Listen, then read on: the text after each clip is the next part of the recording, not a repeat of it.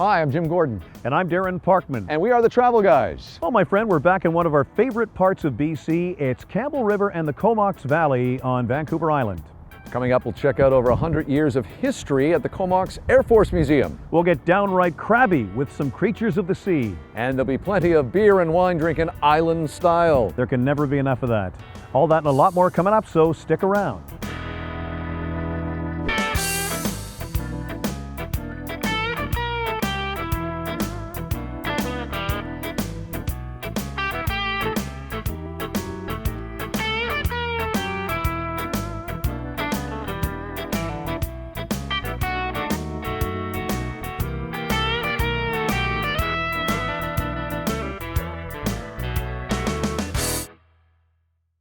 Well, buddy, it's so great to be filming in our own backyard because there's so much beauty here in British Columbia, including where we are right now, Campbell River. Yes, I rehearsed all this before I came on camera. That was well worded, by the way. Yeah. You're quite a wordsmith, you really are.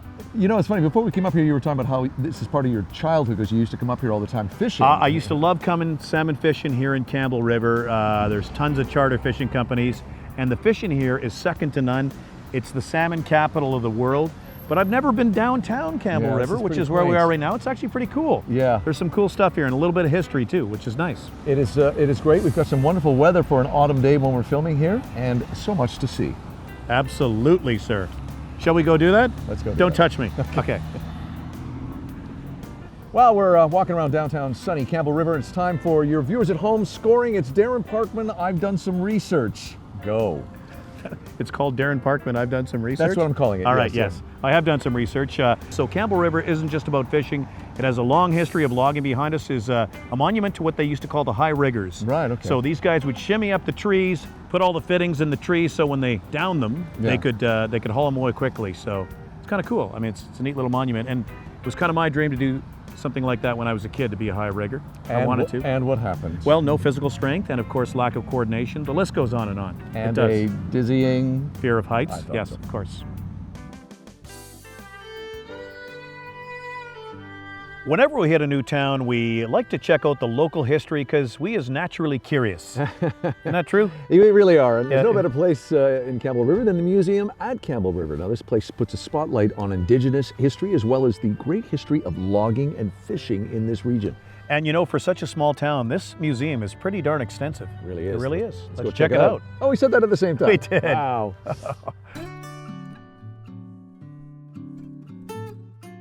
Well, Campbell River has always been about fishing, and this is a great place to learn about it. Yeah, lots of great history, buddy, as we've been seeing throughout this place, including I learned about the Tyee Club, which is Campbell River's most cherished club, founded in 1924. And buddy, they got a great display about this whole club. You're a quick learner. I know. You really are. Quick on the draw. Some great stuff here at the museum. This is from the, I guess, 1930-ish era. I could not imagine fishing in something like this. Well, I've done a lot of trolling for salmon off Campbell River here, and you know, and it's just it amazes me that this is how they used to do it. You basically, one guy would have to row while the other guys were fishing off the back of the boat. Doesn't seem fair, does it? I can pretty much assure you I would not be doing this. No. You'd be the rower, I'd be the fisher. Yeah. Wow. I got to say though, the construction and the craftsmanship of this is just amazing.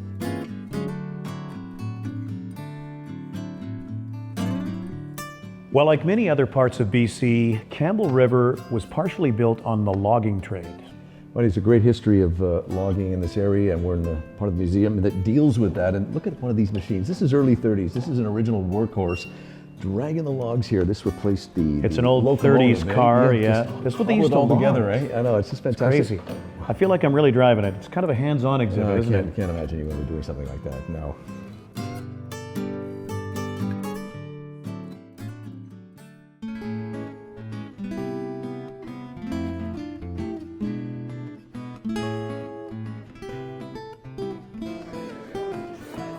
Well, Parkman and I always find these spots to go to when we hit a new destination, and that is the case here. We're at Beachfire Brewing with the guy you want to know. It's Darren Finnerty. Does I get that right? That's correct. We already got our beers? Yes. Cool name. Now, Got to ask you, Campbell River to me seems like a beer kind of town. Am I right? Is there a lot of, I mean, this place is packed on a Tuesday. Oh yeah, for sure. Like people like their beer here as they do everywhere else. And Campbell River's got a bit of a history of brewing too. The first brewery here opened up in the 80s, no longer around, but got a bit of memorabilia from it up on the shelf there too. And you're brewing your own now. We are brewing our own. Awesome. Yeah. What are we actually drinking here? What are we drinking here? So this is, you've got the Beach Blonde Ale. So it's the one we brought in to have a bit of flavor, but still. Yeah, it's easy to drink. We always have 4 year-round beers. We keep on all the time. Mm-hmm. And then we try to have at least 2 seasonals that we change up for the season and what we want to brew. And what's so cool is it couldn't be any fresher because you can see the big vats behind us. Yeah, it's brewed right on premise, isn't it? Cold beer tastes the best, fresh off the does. tank. Yes. Cheers. Yeah. The Cheers. first Cheers, of my 36. friends. Yeah. From one dare to another. Cheers. Cheers. There we go.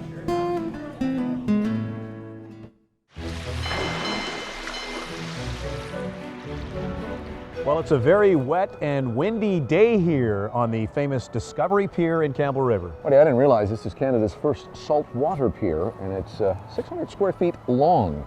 That's a long pier, a mighty long pier. And a very empty pier at the moment. It's very empty. We have it all to ourselves, and I think it might have something to do with the rain and the wind. I know you like to fish year-round. I certainly don't. Most of our fishing has taken place in summer with cervezas. In Mexico. Yeah, with a Corona. But yeah. as you said, the fish don't care when the weather's like this. They don't care if it's raining, man. They're biting all year round here. Yeah. Well, my friends, some of the best fishing in the world, some of the best salmon fishing in the I've world. heard that throughout the show, yeah. Takes place right behind us in these waters. And growing up, I came to Campbell River many times, and I caught a lot of great salmon, caught a lot of whoppers over the years. Any proof of that at all? Well, or is it just a story? Funny you should ask, sir. As a matter of fact, I do have a little blast from the past. Check out this. Wow. Now that, my friend, is me many years ago with a 25-pound spring that I caught in these waters right behind us. Very impressive. Thank I you. got to hand it to you. You know, a little less impressive is that jumpsuit you're wearing. What are you, in Menudo? I think I was going through my Devo period then. You're doing some comedy there, right? Comedy is what that is.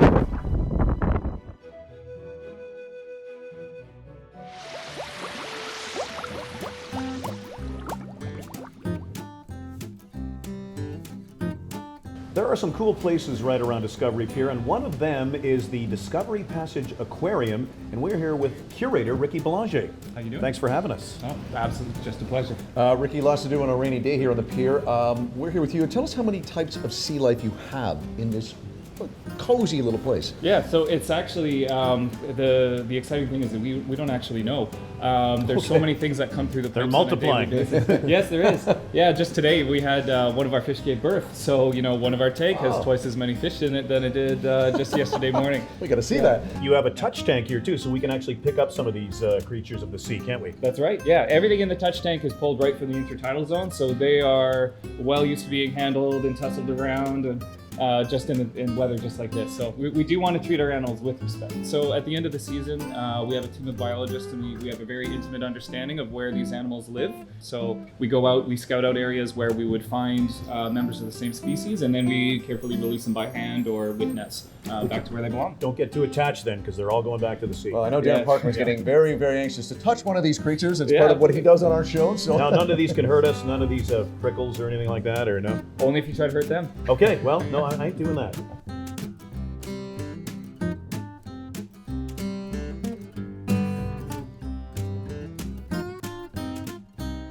Well, we're here at the touch tank now, and there's some pretty cool-looking creatures, some of which I do not recognize as being of this earth. I'm just trying to get past touch time. Go ahead. It does have a weird sound to it, doesn't it? Yeah, sure, okay. Okay, this is a red sea urchin. I'm going to pick this sucker up here. And, oh, that's spiky. Look how all the spikes kind of Does it retract hurt when at you all? pick it up. No, a little bit. Yeah, it's a little. Okay, it's going to be very delicate. You can see how this creature could defend itself in the ocean. Very well, yeah. Very cool. Wow, look at that. It's like a piece of art. Yeah. Wow. Wild? Now you recognize that, don't you? I do not, actually. That is a leather starfish here. And, yeah, very cool. Also very slimy too. Apparently, rumor has it these smell like garlic. Oh, it does smell like garlic, exactly. No, I can't eat garlic, so this is probably not what I want to hold right now. Sure you don't want to smell? No, I'm really good, actually. Turn it over, though. Fresh garlic. Hey, you know that game Where's Waldo? Yes, I do. Well, I got a game for you. It's called Find Mr. Crab. Can you see him in here? It's not just an empty tank. He's hiding in here somewhere. No, that's a rock. There's a little fella right there. A face only a mother could love here on Mr. Crab. And look, you got some little guy in there as well. Look at that. Oh, look, there's a little fish in there too. Wow, that is actually an octopus. Look at all the little suction cups on his. What is that? Cool. What is that called? A tendril? Tendril? What's the technical word for that?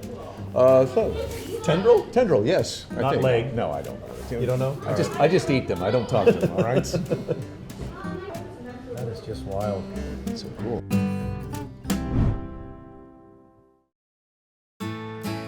Well, we're now at a very cool place that's tucked right down on the water. Krabby Bob's. Bob started this place in 1999. Bob, sadly, is no longer with us, but now it's Abby's place, Krabby Abby, but she's far from crabby. She's very nice. She's not crabby at all. And you know, it's a requirement when you come to a place like this that you gotta look the part. And I think we've dressed appropriately for being here. No, you know, the people out there watching right now saying a lot of TV hosts can't pull this off, but I think that we really are. Chicks dig this look. Oh, they do. Let's go inside now and check this place out. All right. Do you think we'll stand out? No, we're very good.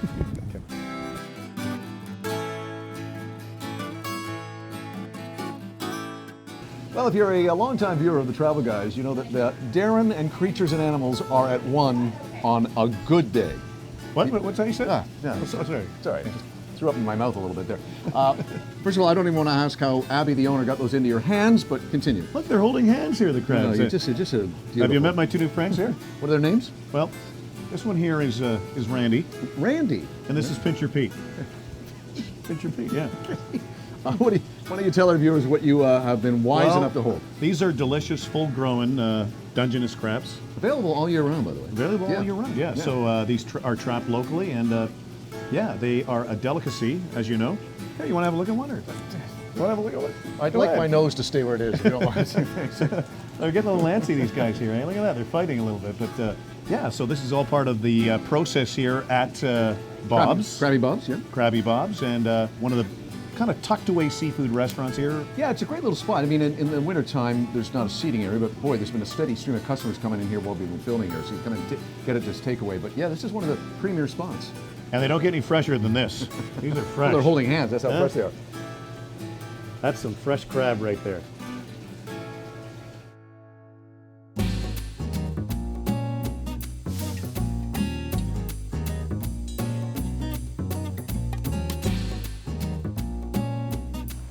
Well, if you're on Vancouver Island, specifically the central part of the island near Comox, and you love wine, this is a stop you must make. 40 Knot Winery. We're here with Brenda Hetman-Craig. Did I get that right? You got it right. Excellent. And some orange wine. Yes. Cheers. Cheers. I got to ask you, Jim just mentioned orange wine. This is a most unusual bouquet. Tell us about what we're drinking here. This is my favorite wine. It's made from Schoenberger and Pinot Gris grape, and it really shows our vineyard practices. You have to have a natural fermentation. We put them in full cluster into a terracotta pot that comes from Italy called Namphora. So the grape makes the orange color. The grape makes the orange color? The skin does. And it smells very sweet, but yet it has a dry taste to it. I'm learning so much about wine. I really am. So mature. This one fools you through taste and smell. Oh, it's great.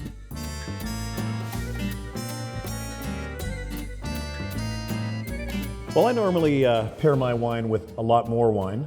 That's usually my pairing, but we are here with I guess what would we call Carly, a tasting associate. Or tasting expert. Or tasting expert. Now, we've got a lovely red here. What are we drinking here? You're drinking the 2020 Pinot Noir. So this was released about 6 weeks ago. It's going to go nicely with the chocolate on your board. It's going to go great with your pickled grapes. I'm not nearly classy enough for this, but I'm gonna try some chocolate. While Darren is drinking the first of many glasses of wine, what are we looking at? It's not my first. I didn't think so. I should think that would have been obvious. I must ask you about this. This is just spectacular. Give our viewers a little sense of what this is all about. So this is called apparition. It's a traditional method, so that's the champagne style apple wine. One last question for you, Carly. It's kind of a trivia question, but how long do you think it would take Jim and I to kill every bottle on this table? Oh, you guys, no time at all. Boy, you're small. Wow, that's...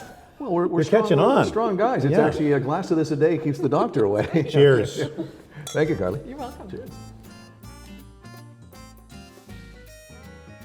There's nothing like walking around outside and drinking wine, is there? No, I do it all the time. You're very good at it. Thank you. More Travel Guys after this.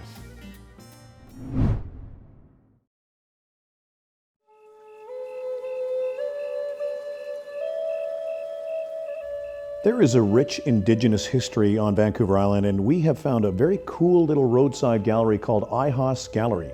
That's right, buddy, and it showcases that Indigenous community. Like this stuff behind us, this is all hand-carved by local artists. Just fabulous. Some are pretty intricate, Yeah. pretty cool. Yeah. I like this guy here. I think that's a Sasquatch. That's a really great look. That's fabulous stuff.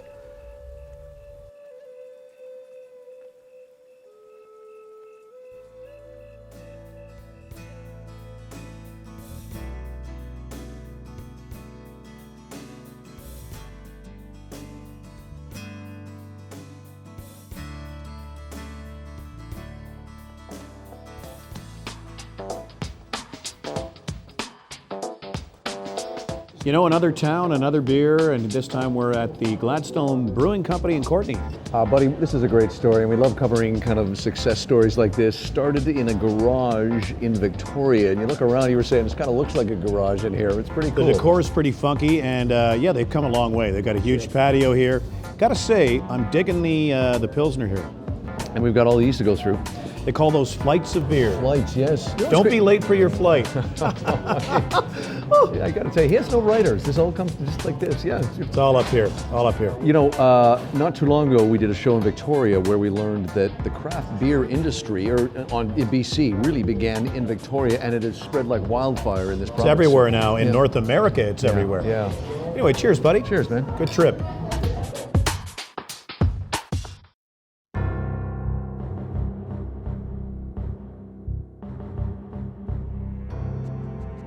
We're now about a half hour away from Campbell River in the town of Comox, which is famous for having one of the largest Air Force bases in the country, and we're at a fascinating place called the Comox Air Force Museum. That's right, buddy. Just inside, you can check out over 100 years of history. It covers everything from World War I, World War II, Korean conflict, UN peacekeeping, goes right up through the Cold War to Afghanistan and post 9/11. I have a ton of respect for those who serve, and I know you do also. Yeah, let's go check it out.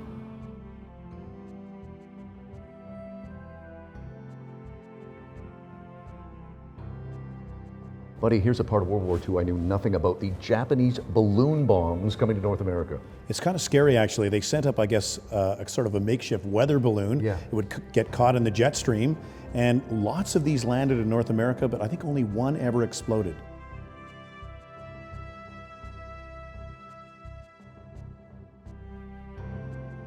His father was known as James Francis Stocky Edwards. Wing commander he was, decorated many times during World War II, and just turned 100. We are standing with his son, who he will not call James Jr. Thank you. We'll just call him James. Yes. No, call me Jim. Jim. We'll call you Jim. Jim, I have nothing but respect for World War II veterans. They're the reason we're free today, in my opinion. Tell us about your father and his service and the display behind us. Tell us what he did in World War II. My father, he served in the Middle East. He didn't make it tail end of the Battle of Britain. Yeah. He came there, and unfortunately, he was 2 weeks too short to see his grandfather. Mm-hmm. And then he was leading squadrons in the desert as the commander position, so he got a double promotion in 2 weeks. He was squadron pilot officer, squadron leader. So Jim Sr. basically is a hero, a Canadian He's hero. on like hero row here, isn't he? Local heroes? It's because I get it from him. He's about the most humble guy you'll ever know on this stuff. A lot of soldiers were, exactly. He just did his job, you know. Okay. And, I mean, that's a modest way of saying it, but he He did his job for us. Yeah, for us, yeah.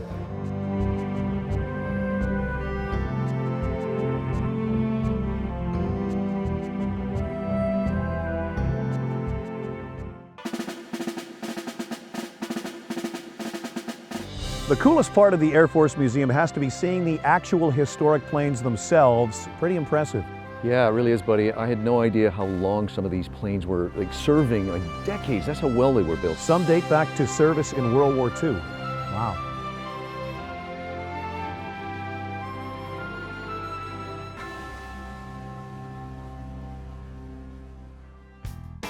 Well, we have had a rollicking good time here on the island, but now it's time to head back to the mainland.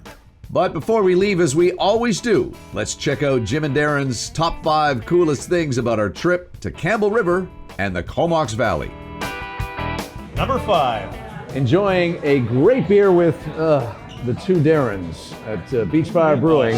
Which Darren is which, by the way? I forgot. Well, I'm the handsome one. Well, you're the handsome one. That's right. Good answer. This is only going to get worse. Number 4. Checking out the rich history at the museum at Campbell River. No, I don't need to ring the train bell. It's been a long day. It's loud. But you're going to, aren't you? Yeah. You like that, don't you? Huh? Come on. Your ear's bleeding a little bit there. They I are. see, yeah, I know. Just a bit. Number 3. It's got to be hanging out at the Discovery Passage Aquarium with our new friends, the sea creatures. You know, you always give names to things. What are you calling this one? Kevin. Kevin. Yes. It really does smell like garlic. You sure you don't want to? No? I can't eat garlic, and I don't want to smell all right. garlic, and I don't want to bother Kevin. All right, look at that. Number 2. Enjoying a great glass of wine here at 40 Knots Vineyard and Estate Winery. As a friend, that was a little weak. Oh, Let me try it. Okay? oh, is it a big dramatic moment for you? Okay. Savoring life from the vine to the glass. No, that was a lot better. actually. Thank you. It I was thought my so. place, yeah. And the number 1 coolest thing about our trip to Campbell River and the Comox Valley, It's paying tribute to those who have served at the Comox Air Force Museum. that's right. We'll see you next time on The Travel Guys. While on Vancouver Island, the travel guys stayed at the Comfort Inn and Suites, located in the hearts of downtown Campbell River, and at the Old House Hotel and Spa, located in the heart of downtown Courtenay. These are Royal grapes, Pinot Noir grapes, actually one of the original grapes in the aging beauty and magic of wine. What? Yeah, I'm just working. You've had a few drinks, haven't you? No, this is my first one. I'm just Really? I'm just creating. Are you? Okay. We'll create some more. Okay? Excuse me up there. Yes, sir. How about we get down off the logging truck? No, I'm yeah? not getting off the truck. Get down off I'm the not getting logging off the truck. truck. Don't make me You call can't make security. me get off Do the not truck. make me call security. You're not the boss of me. I'm not getting off this truck. Okay. Staying on this truck. Staying on the truck.